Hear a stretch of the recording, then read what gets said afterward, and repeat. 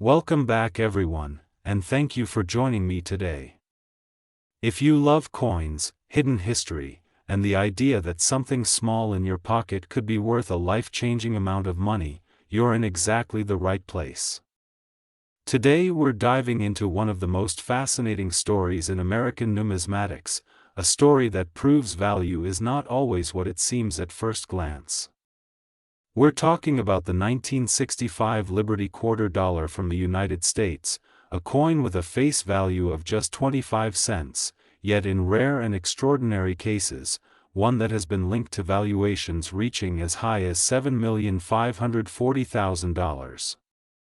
This incredible difference between face value and potential worth comes down to a perfect storm of history, errors, mistakes, minting transitions, and rare circumstances that turned an everyday coin into a legendary collectible. To truly understand why the 1965 quarter dollar can be so valuable, we have to travel back in time to one of the most important turning points in U.S. coinage history.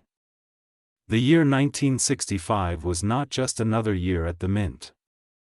It was a year of massive change, uncertainty, and pressure. For decades, U.S. quarters had been struck in 90% silver, giving them intrinsic metal value as well as monetary value. But by the early 1960s, the rising price of silver made it impractical for the government to continue producing circulating silver coins. People were hoarding coins, pulling them from circulation, and the nation faced a serious coin shortage. Vending machines, parking meters, and everyday commerce were affected. The solution came with the Coinage Act of 1965, which removed silver from quarters and dimes and replaced it with a copper-nickel-clad composition. This transition was not smooth, and that chaos is exactly where rarity and value begin to emerge. The 1965 quarter dollar was the first regular issue Washington quarter made without silver for circulation. Instead, it was composed of an outer layer of copper-nickel bonded to a pure copper core. On paper, that seems straightforward. In reality, it created countless opportunities for mistakes, experimental strikes, transitional errors, and minting anomalies that collectors would later dream about. One of the most important things to understand about 1965 quarters is that none of them were supposed to have mint marks. During this time, the U.S. Mint removed mint marks from coins entirely, fearing that collectors were hoarding coins from specific mints and worsening the shortage. So whether a quarter was struck in Philadelphia or Denver, it carried no mint mark at all. This policy alone makes any deviation incredibly important.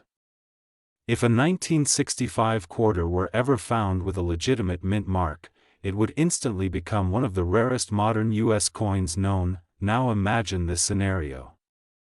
In the midst of changing dies, updating equipment, and training workers to handle new metal compositions, an old die from 1964, still intended for silver planchets, is accidentally used. Or a silver planchet intended for a special strike finds its way into a press producing 1965 quarters. These situations sound unlikely, but they are precisely the kinds of mistakes that have happened throughout minting history, especially during major transitions.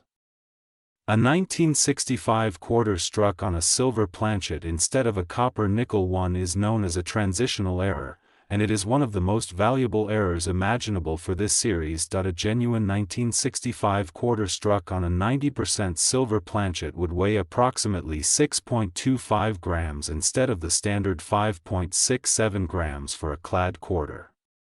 It would also have a distinct ring when dropped, a solid silver sound that experienced collectors can recognize instantly. The edges would lack the visible copper core stripe seen on clad coins. Only a tiny handful of such coins are believed to exist, and each confirmed example becomes a sensation in the numismatic world.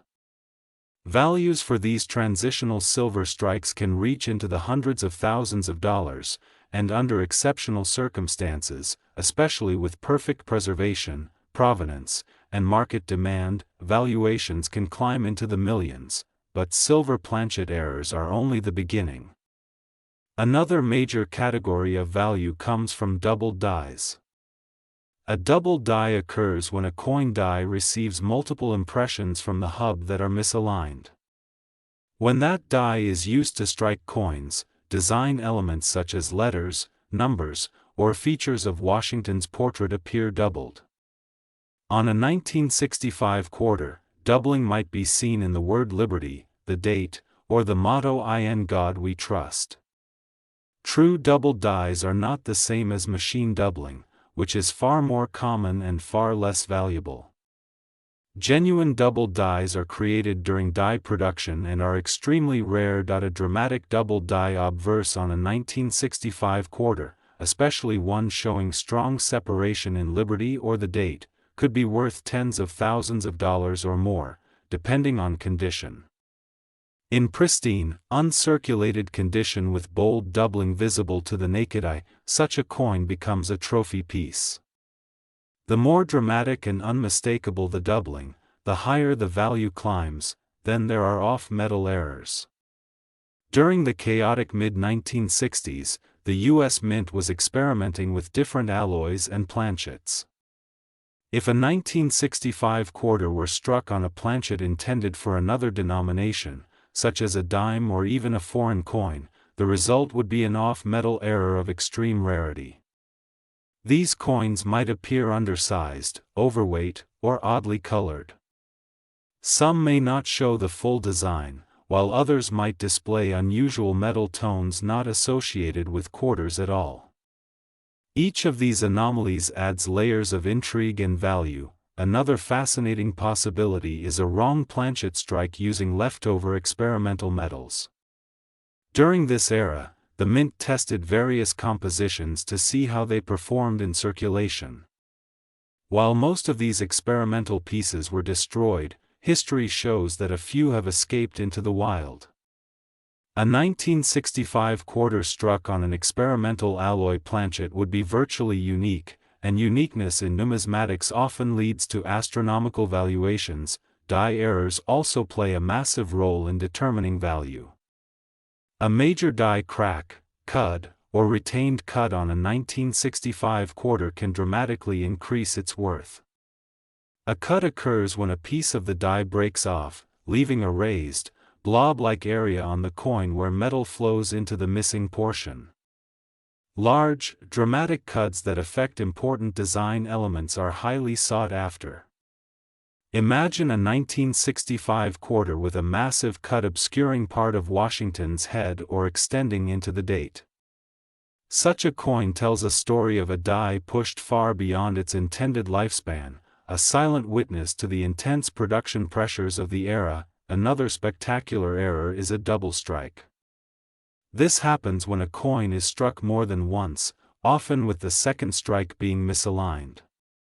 On a 1965 quarter, a dramatic double strike might show two overlapping images of Washington's portrait or a partially rotated second strike. These coins look almost surreal, like a mistake frozen in time. Collectors love these visually striking errors, and values can soar into the tens of thousands depending on severity and eye appeal. Even more dramatic are triple strikes or flip-over double strikes, where the coin is struck, flips over, and is struck again. The result can be a coin with designs on both sides that defy normal orientation. These are incredibly rare, especially in higher denominations like quarters, and a confirmed 1965 example would be a headline-making discovery. Clipped planchet errors also deserve attention.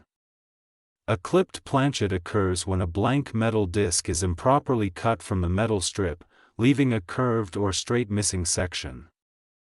On a 1965 quarter, a large, clean clip that still shows strong details elsewhere can be quite valuable. Multiple clips on a single coin increase rarity even further.